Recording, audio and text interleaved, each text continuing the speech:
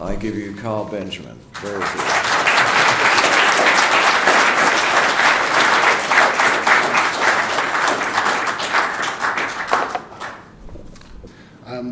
I feel a little bit out of place considering the quality of the speakers so far, so I will do my best with what I have. But one thing I wanted to try and do with the time that I have is come away from the world of abstractions, because I feel that speaking entirely in the abstract has a kind of narcotic effect on political action.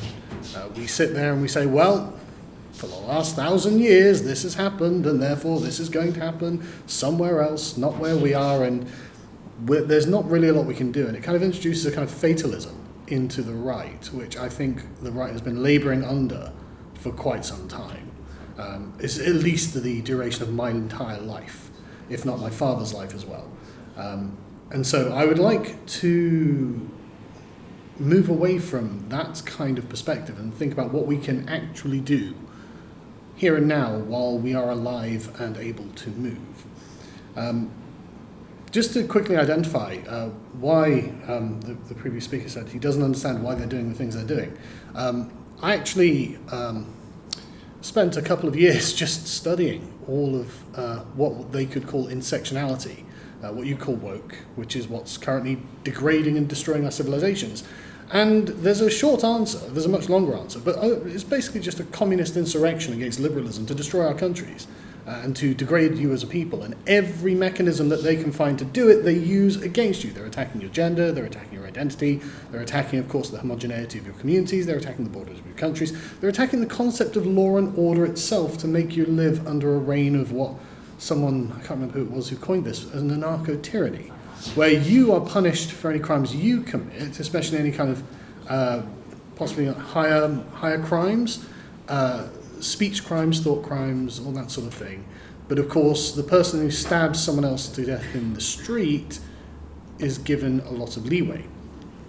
And so this is all a part of reducing you, the project of reducing you, because the ultimate expression of what I'm going to describe as liberalism, but there will be people who take exception to this, is the abolition of any kind of boundary or border. And that's what they're aiming for. Because it is only through boundaries and borders that good things can be accrued. The distinction between the good and the bad is itself a border, and they seek to eliminate that entirely. And this really is what we have to be conscious of defending, because it's under attack everywhere.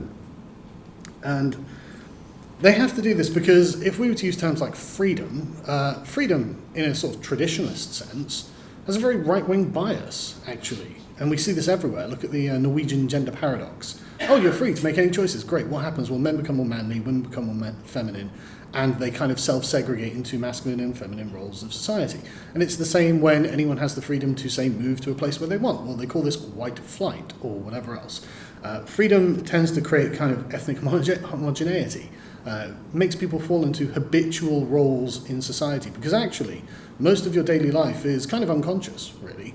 You get up, you have breakfast, you don't really think about what you're going to have for breakfast, you just pour the milk in the bowl, you choose the cereal, you use fancy eating, you get up, you go to work, and you haven't had a rational thought so far. You're just operating on habit because this is just your life. And there's nothing wrong with this. This is good. This is a safe place. If you've got to start making rational decisions at 7 o'clock in the morning, that means something's gone horribly wrong, and there's a catastrophe, and now you have to figure out what you're going to do about it, right?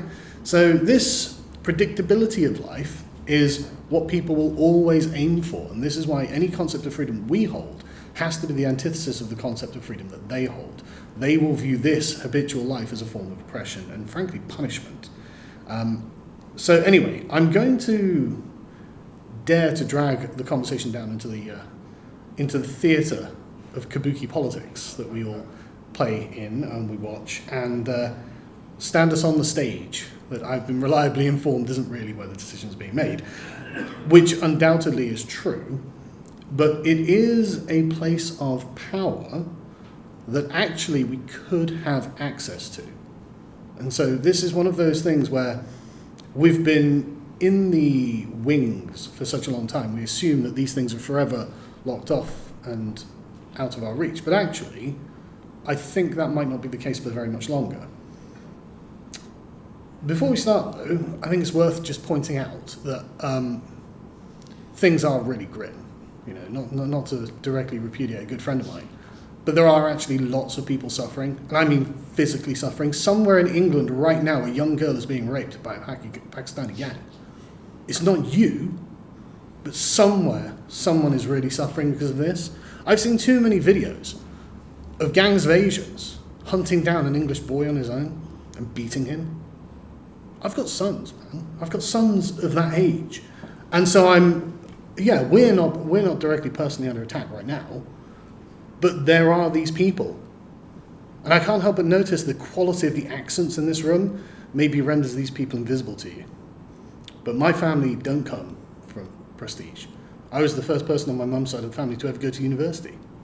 My uncle Christopher was the first person on my dad's side to go to university. We are the poor men of the shires, and actually I think things are a lot worse than we might realise in such a glorious room like this. Next time maybe we should hold this in Bradford. You know, no, I'm not joking. You know, I'm not joking. Things are really terrible at the moment. England in particular, I think, is in a very dark place. And I think I would implore you, please stop saying the word white. Like, we're not talking about the Scots, we're not talking about the Germans, we're not talking about the French or the Poles, we're talking about England and the English when we talk about London and the people who have been displaced. There's a lot of depth to the word England. Because I don't consider myself to be a white man, but I am an Englishman. And actually that's what I'm really concerned about talking about. And so we're trapped in the typical Blair paradigm that we've all grown deeply accustomed to. The stultified, sclerotic straitjacket of British politics that we all feel we can't escape. And I can see it in everyone's faces. This is, I think, why we retreat to positions of abstraction and why we, in fact, recently had a trip to America, and one thing I noticed was in the circles of British right-wing thought, British traditional thought, we have actually advanced ourselves to a position far ahead of the Americans. And I think that's the case because in America things happen on the right. Whether you agree with what happens or not, they are at the forefront of some kind of motion, whereas in Britain, of course, we are sat on the benches all the time, and it's really insufferable. And so all we can do is think in the abstract, because nothing is really happening in front of us. But I like to do things. I like to put things in motion. I like to make things happen. So for the last 3 years, we've built lotuses.com, which has turned into a kind of privately funded traditionalist think tank, where we've been trying to figure out exactly why all these things are happening, which is why I can tell you exactly what essays are the genesis of critical race theory and intersectionality, and how they explicitly say this is a Gramscian attack on our civilization, on the structures of our civilization, and how they're going to bring together the coalition of gays, of Muslims, of women, of whoever, to attack everything that we hold dear. I know these things because I've gone through and studied them in detail. It was insanely boring, basically, right? Really boring. But this has been a long march they've been on for quite some time, and we have to be aware of their intent. So let's begin from the position that we're in and look around, because something has happened in the last week that actually has given me some hope.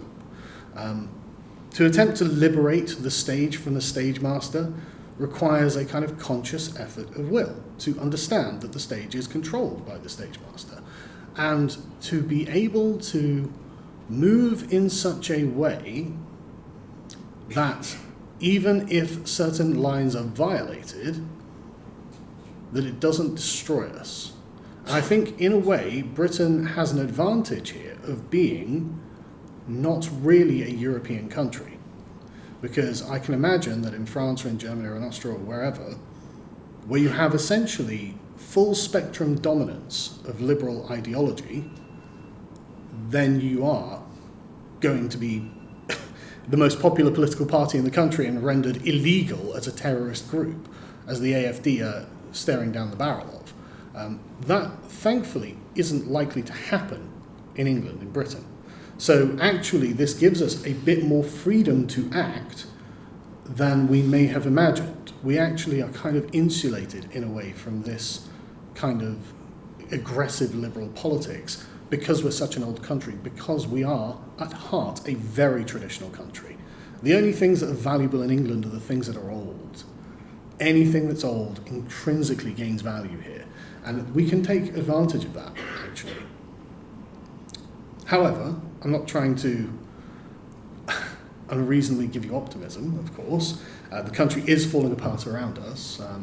The British people, writ large, don't have a political voice in Westminster. I saw on LBC the other day 2 Indian women arguing about what it was to be British. I was like, oh, fascinating. Tell me more. What have you learned studying us? Things are dire, but like I was saying at the beginning, we're not dead yet. So, as I said last week, I believe I perceived a glimmer of light that something may be changing. Because I think that if there's one thing that UKIP and Nigel Farage have proven, is that there is no path around politics in the 2 parties that we have. Right? If UKIP couldn't break through to mainstream acceptance while getting 4 million votes, then it can't be done, I think. Because they had the one trump card that will always stir the hearts and mind of the Englishman. And I tell you, look at a map of Brexit and where voted for Brexit, and of course it is England. It is old England, because sovereignty is the first and highest principle of English radicalism. It has always been the sovereignty of the country.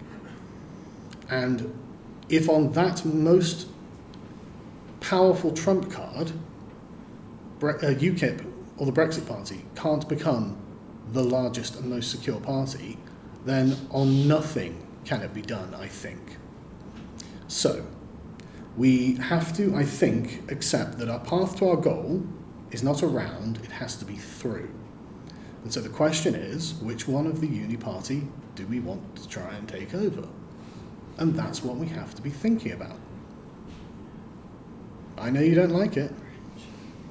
I know you don't like it. But what are you going to do? Go door knock for reform? Do you think? Hang on, I'm not asking the question seriously, I'm rhetorically asking. Because no one's going to do that, right? And even if you do, you're not going to break double digits, because for some reason the British public are just like that, right? They've demonstrated that under the first past the post system, they will only vote Labour and Conservative in significant numbers. It's not ideal, but it is what we have to work with. This is the circumstance that we're in. And like I said, I don't like it either. I've joined third parties. It doesn't work. I can't see it working anywhere. So, like the great adversary of Rome, Hannibal, we either find a way or we have to make one. However, this time, when we win, we are going to march on Rome. Bit of history lore for you there. But luckily for us, it seems that the pieces are aligning in such a way that I think such a manoeuvre may be possible. Now, I'm happy to be told that this could be a flight of fancy, that nothing could come of this or will come of this, and it's entirely likely that nothing will. That tomorrow we wake up, things are all exactly the same. In 5 years' time we wake up, things are all exactly the same. In 10 years' time we wake up and we're being stabbed to death by an immigrant.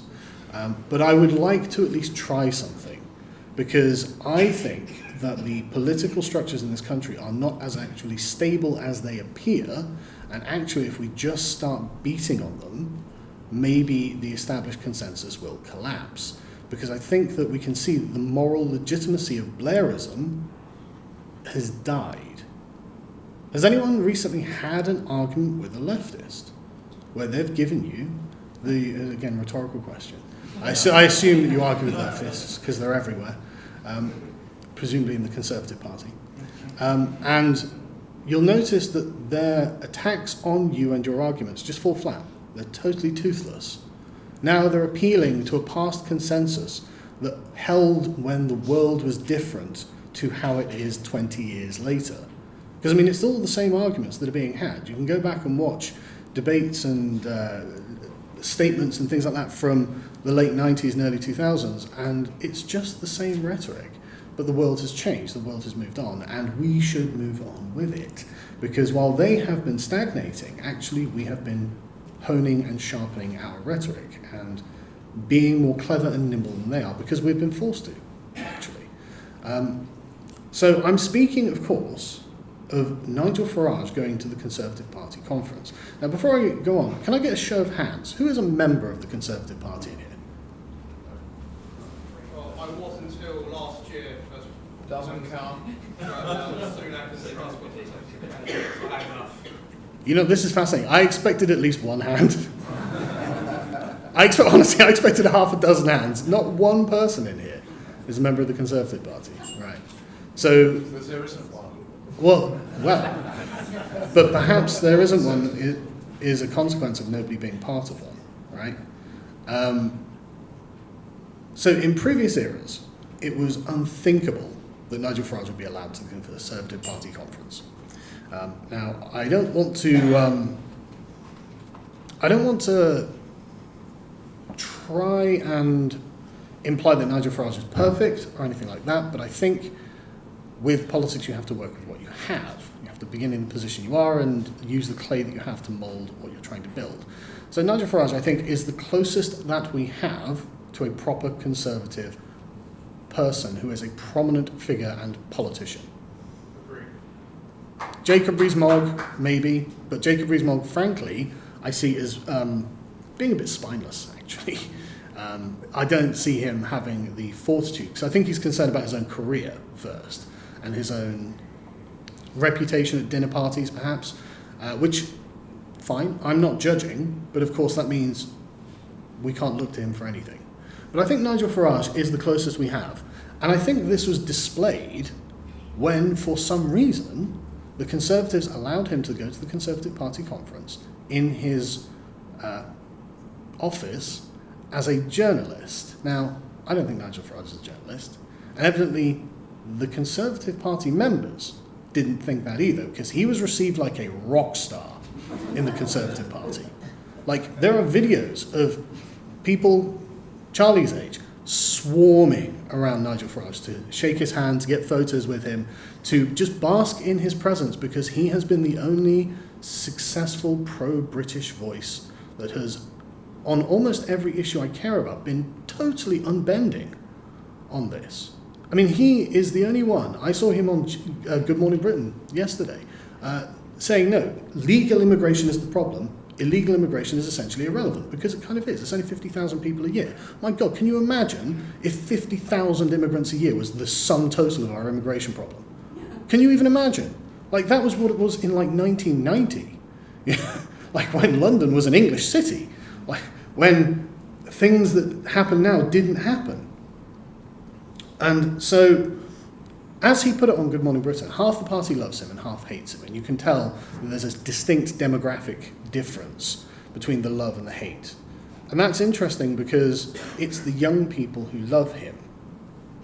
He himself also had an interesting response to, I mean, the whole thing was fascinating because everyone around was like, Nigel, everyone here loves you. What does that mean when the ruling party is full of people who think that you, one of the most prominent political activists in the last 25 years, is beloved? It's scary for a bunch of the people at the top of the Conservative Party, because they're like, hang on a second, this man could eat us up if he wanted. When he just arrives as a journalist, he is a whirlwind. And the most impressive thing, the most exciting thing, is he's all any of them spoke about. I mean, can anyone remember a single word of Rishi Sunak's speech? No, of course not. No one cares. Rishi Sunak is obviously a middle manager. And it was interesting to have Rishi Sunak's response to Nigel Farage being there. Because, I mean, what is his position in this? Okay, I'm purportedly the leader of the party, but of course he's the puppet of the stage managers behind. But it's hard to believe that Nigel Farage would be the puppet of the stage managers, because he's been such an outspoken and brash man in his past. So Rishi Sunak's put in a bit of a bind. Oh, look, the people I rely on to go knocking on doors and to do the dog work of politics all love Nigel Farage. Oh, well, I mean, the Conservative Party's a big tent, isn't it, all of a sudden? Even in previous eras, he never would have come. And I think this brings us to what is likely to happen in the near future and what we can learn from what has happened in the recent past. So Jeremy Corbyn should be an instructive lesson for us, actually. Jeremy Corbyn actually showed that you can lead an insurgency in a political party, one of the main political parties. All you need is a kind of will and enough people who will just sing your praises. Essentially a chorus to follow you around and do all of the things that need to be done for you, so energetically apply for positions of power. Because one of the things that I think a lot of young people don't realise is that a lot of institutions, and I mean like local parish councils, county councils, things like this, they're run by old people. And they are thrilled. And I learned this firsthand when my wife decided to apply to the local parish council. And she came home and was like, yeah, I got it. I was like, oh, well done. She's like, yeah, I think I got it because I was just the youngest person in the room. And I think they were thrilled that there was someone under 50 who turned up to do the work. And so now she's essentially leading the local parish council because she's prepared to actually get involved, right? Because a lot of these are aging institutions. And I wonder how they feel about this sort of thing in the Conservative Party. So Corbyn showed us that you can do this, and this is how he took over the Labour Party. It was about a third of the party became Corbynite insurrectionists. And after various defeats, the Labour Party was in a bit of a crisis of conscience. They didn't really know what to do, but Corbyn came forward and he had a plan. I've got a plan. I mean, don't get me wrong, his plan was evil. Like, it's weird that you can have an entire party that's like, well, I mean, we've got the supervillain there, so I guess he's promising to destroy everything that we love, but at least he's got an affirmative plan that moves us forward, because otherwise we had nothing. And Corbyn, as you know, was a non-starter for the British people, because he was a terrorist sympathiser and effectively leading a communist jihad against this country. He was going distinctly against the grain. And this really was the failure of Jeremy Corbyn. And you heard it from the activists when they were on the doorstep.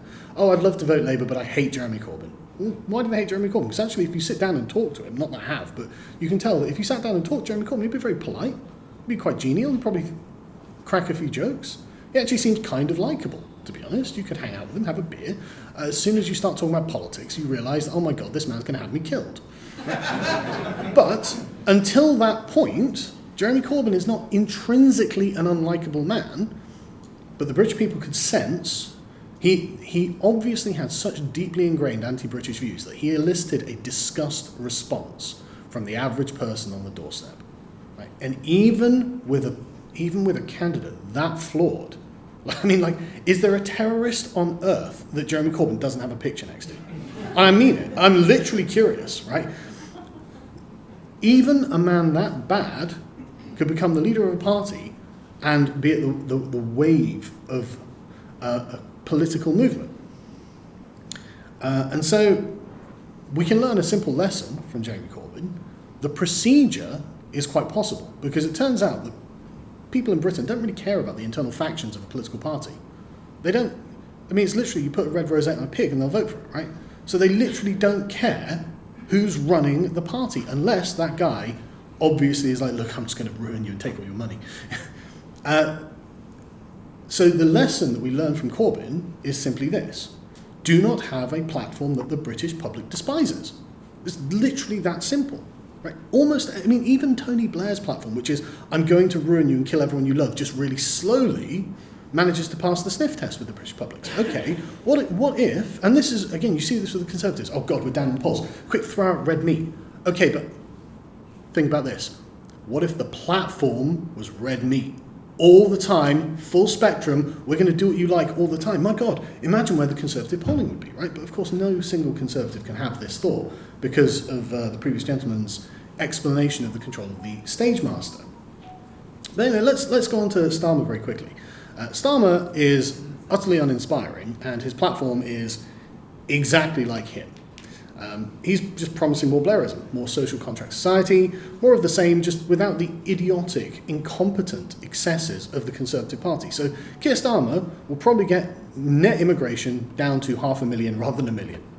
Wonderful, wonderful. Oh, I can't wait to vote for him. I went to kearstarmer.com and had a look at his 10 pledges.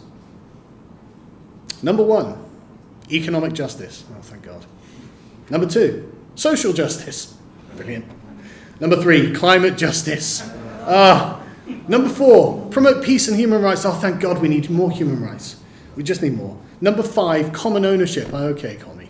All right. Number 6, defend migrants' rights. Moreover, where are your rights? What's the difference between a human right and a migrant right? Right? Do you come into this at all? Number 7, strengthen trade unions. Number 8, radical devolution of power, wealth, and opportunity. I mean, I don't want someone devolving my wealth any further than it's already devolved. I mean, I pay a lot in taxes and I don't earn that much money. Number 9 is just equality. And number 10 is effective opposition to the Tories. I mean, I thought this was the Tory manifesto when I was reading through it. But the point being, how does this address any of the issues we actually face? Like, what is he trying to solve? Like, what would any of this actually solve? It wouldn't change anything. It's not going to make the trains less crowded. It's not going to bring down the cost of housing. It's not going to make your pound worth more in your pocket. It's not going to make your streets safer. None of this applies to the real world. This is all liberal ideology that blends into communist ideology, the more abstracted away from reality it becomes. But again, Starmer has some instructive lessons for us. He's actually shown how to bring back a party from the brink of destruction, because of course, Jeremy Corbyn left the Labour Party, on the brink of destruction. And so all Starmer did is take over the party with quite a clear mandate. I wonder if Nigel Farage would have a clear mandate if he took over the Conservative Party. I mean, I think he might. I think he might become the Conservative Party leader with quite the majority. If they were 2/3 were going to vote for Liz Truss, I mean, come on. Farage would just, and they know it. And then Keir Starmer took over and just ruthlessly purged the left entirely. 170,000 members left Labour. He ejected a few hundred Corbynite NEC members and then rejected 100% of their appeals. 100%. They're all like, oh, well, I don't think that's true. No, get out. Right? And then he blocked any further Corbynites from advancing. Right? According to one ex-NEC member, as reported by Open Democracy, they say, quote, is the party purging the left? Absolutely. I don't know how anyone could pretend that's not happening. Well, that's what the Conservatives need to do as well. Okay? That's what someone with great influence and power within the Conservative Party would need to do. Because, as I said, people don't care about the factional infighting. Keir Starmer's at, 45% in the polls at this point? People don't care about factional infighting. They just care that the party looks sensible, looks serious, and has, really, message discipline. Right? You come out with the one thing all the time from all of the people in the party, and you say, look, we're just going to fix the country because we're going to do this, this, this, and this. And if your message is in line with generally what the people of the party, the country would like, and think that it's in their interests, then you're on to a winner and you're going to go up in the polls. It's literally that simple. Even the manifesto doesn't really seem to matter, frankly, because I mean, like, when was the last time a party cared about their manifesto promises? And so this brings us to today, where if you look at the polls, and you look at what is likely to happen in the future, you realise that the Conservative Party has never actually had such an existential crisis as it is having now.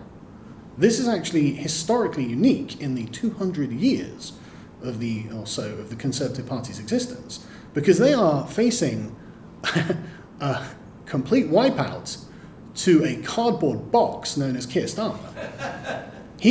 I can understand how John Major lost to Tony Blair, because you can say whatever you like about the Dark Lord, but to say that he's not a brilliant and charismatic politician would be wrong. You can't say those things about Keir Starmer, because that would also be wrong. And yet, it is likely that this, if current trends hold, the Tories will receive the most crushing defeat in British history. So, just to lay out the current state of play, out of the 650 seats in Parliament, the Conservatives have 352, which means they could do anything they wanted. Labour have 197, and the other parties have 101. If a general election was held tomorrow, the various election predictions would have the other parties having 84, the Conservatives having 148, and Labour having 418. And that's just the sort of middling prediction. There are predictions as high as the Conservatives having nearly 200 seats, or as low as 55 seats, depending on just how hard the ball is dropped.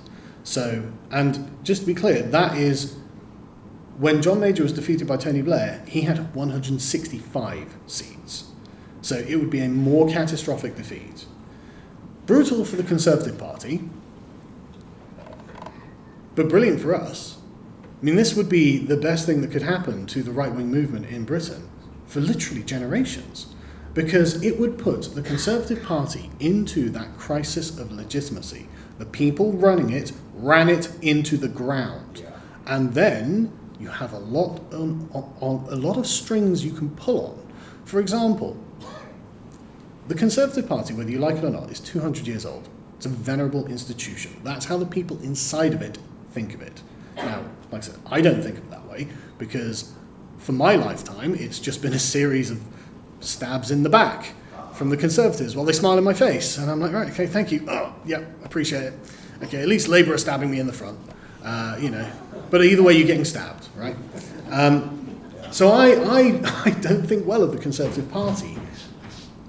But it's important to remember that the Conservative voters don't tend to vote Labour in great numbers. They just tend not to vote. And they don't vote because they're not interested in being stabbed in the back anymore. They'll just, okay, we'll just sit this one out and let you give the party over to the give the country over to the communists, and we'll just get stabbed in the front. At least it's honest. And so Farage would seem to be the only person in a position to do something about this. But actually, it looks like the stars have aligned and maybe something could actually be done. I apologise. I'll hurry it up. So he's the only one with the political chops for this. He seems to be the only one I think we can see has a genuine track record of being on the right side of the issues from our perspective. He was a rock star, of course, in the party. And Sunak seems to be amenable to him joining. But as Farage himself tweeted, the Conservative Party doesn't actually believe anything. Well, that's actually a real advantage if you do believe in something, because that means that we're going to be, if we were to say, move into this space, we would be engaging with people who literally didn't have a thought in their head. Well, that's easy, because then they can be persuaded of anything, right? So we can lay the groundwork for a series of affirmative beliefs that the party themselves can stand on, which would be great, and we would have a person there who was able to articulate these well, to have a public reputation that is generally positive, and someone we could rely upon to be against the globalist order. I mean, Nigel Farage was on stage with Donald Trump. Like, if anyone's not one of their guys, I think it's Farage, actually. I think he's the only one we've got. And as I said, the ruling elite of the Conservative Party are about to enter into an existential crisis of legitimacy. So right now, we should be laying the groundwork in order to undermine and overthrow them. Because actually, it might well be possible. We've doubtless got allies within the Conservative Party. As Farage said, he thinks half of them are his men on his side, half of them despise him. Okay, well then we should really be trying to support those people who support him, because he supports what we believe, and we would like to win. Because I think that's really what this all comes down to. We have to win. It is an existential fight for the future of our country. I have 4 children, so hearing about the average demography of the various countries, I was like, well, I'm doing great. I've done my part, right? But I would like them to have a future worth living in. And so we have to win. Because I don't know whether everyone's noticed this, but it looks like England's dying, actually. It looks like it's dying a slow death, and I can't stand to see it. And so I would rather spend what energy we have left battering the crap out of the wet Conservatives until they literally feel bullied out of their own party. And so Prime Minister Farage can come out of number 10 and start doing whatever the hell he wants to do, than watch them just continue to murder us. I would rather do something. So we need, collectively, the right needs to start thinking, how are we getting power? And I think that might have to mean, and I really hate to say this, it might have to mean joining the Conservative Party. I can see you don't look very enthusiastic. But it seems to be the only choice we have left. And I think that if we follow the sort of Corbyn pattern, because I think that actually we probably could muster quite a number of people. So the Conservative Party is not that big. It's only something like 200,000 people, which, I mean, that sounds like a lot, but actually it's kind of tiny considering we get 2,500 views a day on our website, on our YouTube channels and websites and all that sort of thing. In fact, we get more than that. So actually, I think we might be able, if collectively, to spread the word of mouth, to actually start bringing a lot of people on side into this party, especially if Farage does join the Conservatives. I mean, that's going to be a massive windfall for our side. And so, who knows what we would have to do? Now, the Conservative Party is a very strange and mysterious beast. It seems that nobody actually understands how the party works. Nobody really knows who's pulling the strings. Basically, it'd be difficult to point at someone and say, Farage, you have to purge them, right? But purge Farage would have to. When he was given control of the party, assuming that is even possible, he would have to just purge the Blairites. They would all have to go. But like I said, the public wouldn't care, and in fact, maybe they'd applaud, to be honest, because, I mean, who wants Penny Mordaunt in your party? You know, anyone who writes a book that's endorsed by Bill Gates, out, right? Again, if it is the board of the Conservative Party that actually rules the party, well, we've got to start thinking, how do we get our guys on it, right? We need to make sure that we have an affirmative, conscious view on how to get where we want to be. And everyone has to do their part. And the thing is, the worst part is, I can't really do any of this myself because I'm a controversial figure, right? And I wouldn't want to burden them with me. But I think that I can show that actually we, the influencers, have done what we can do. Because in 2019, there was polling done that I was given access to that 14% of 18 to 25-year-olds are going to vote UKIP in this country. It's kind of wild, isn't it? Like nearly a fifth of young people, like, yeah, I'm voting UKIP. Well, it's because I watch our channels. That's because and I can see lots of them in the audience here. It's because we were doing what we could to bring people on side. And actually, I think that the response to Farage at the Conservative Party conference has shown that, if nothing else, at least there is an appetite that has been generated by the media that we've been producing. So we've done what we can do. And there's also another interesting thing, which is the reaction of the left to Farage going to the Conservative Party conference. They are the most afraid I have ever seen them. Did anyone see the newsagents clip? Oh my God, it was like being at a Brexit Party conference. Good. Like, of course it should be. They're meant to be the party of Brexit, aren't they? They took it on themselves. It should be that the left should feel threatened by the right. Like, they should feel really afraid of us. But they're not. They're afraid that we may gain control of the Conservative Party. It may happen. And this leads us to how they kind of treat Farage. So I watched a Good Morning Britain clip of Nigel Farage discussing him being at the Conservative Party conference. And it was so strange because they didn't interrupt him or talk over him. They didn't call him names. In fact, they seemed to treat him with the moral legitimacy of someone who already was the leader of the Conservative Party, but also the Prime Minister. There was a weird aura around him because he was just completely in his element. He knew exactly how to handle them, and he just dealt with everything, and they treated him like he was the legislator, which was so weird because he's not even a member of their party.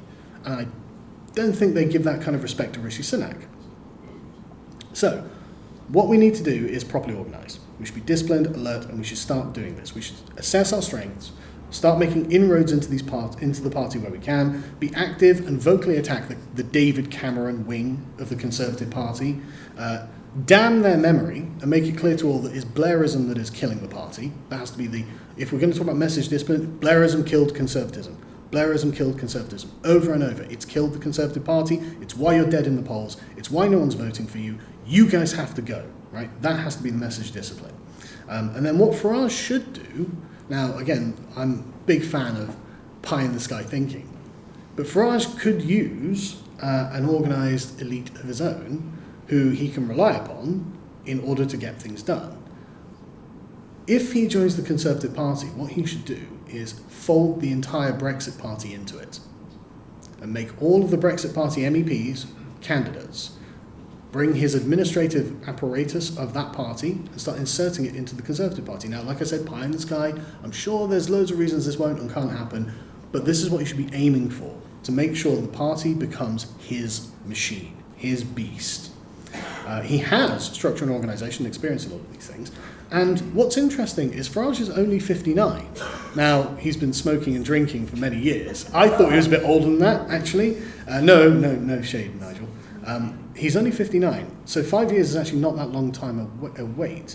So, maybe when he's 65, it'll come to the election after the next one, and we'll have the leader of the Conservative Party, Nigel Farage, possibly vying with Keir Starmer for who gets to be in control of this country.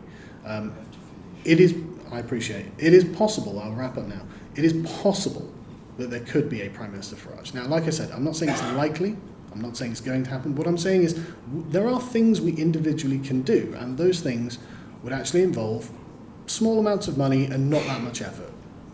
Join the local Conservative Party, go to their meetings, do small things, post on social media, all of those things. I hate to say that this has got to be the path, but I think it has to be the path. But on the plus side, the arguments from the right have never been stronger. The arguments from the left have never been weaker. They can't fix the problems of the country, whereas we actually could. So really, we need to start thinking about actually moving rather than just living in theory. And unfortunately, that means engaging with the Conservative Party. Thank you.